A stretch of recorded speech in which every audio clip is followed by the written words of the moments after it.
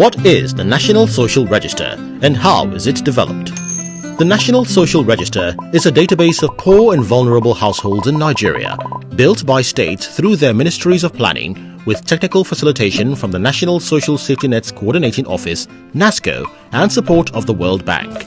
The government and development partners can use the register to determine eligibility of individuals into social programs targeting poverty and vulnerability. The National Social Register is developed using three globally acceptable targeting methods. The first method is geographic targeting. It involves the use of a poverty map for each state that ranks local government areas in terms of income, resources, and amenities.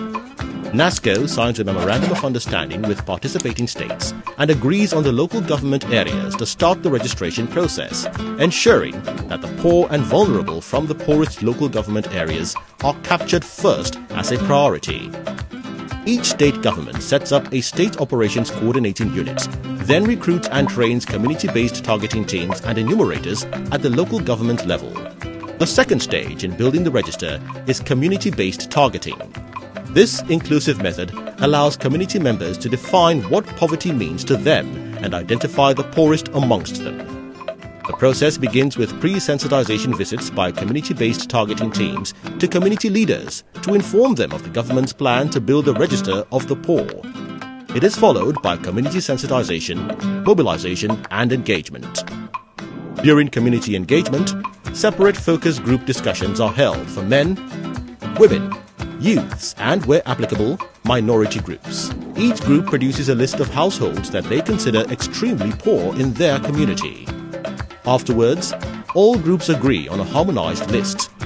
Each listed household is visited by enumerators for data capture on information like household size, age, assets, dwelling conditions, vocations, education status, amongst others.